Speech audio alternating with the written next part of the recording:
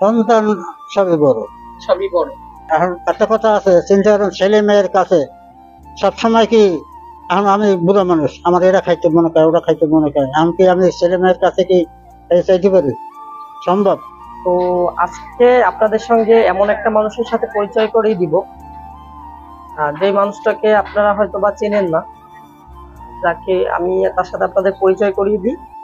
তারপরে তার মুখ থেকে আপনার তার জীবনের যে বাস্তব জীবনের যে কাহিনীগুলো, যে সে কি কারণে এখনো এই বয়সে এত পরিশ্রম করতেছে ফ্যামিলির জন্য, বা তার ফ্যামিলিতে কে কে আছে, এই বিষয় নিয়ে আসলে তার সাথে আমি পরিচয় করিয়ে দিব আপনাদের।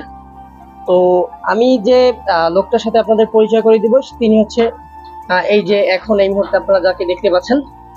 তো আসসালামু আলাইকুম কাকু, কেমন আছেন? আসসালাম।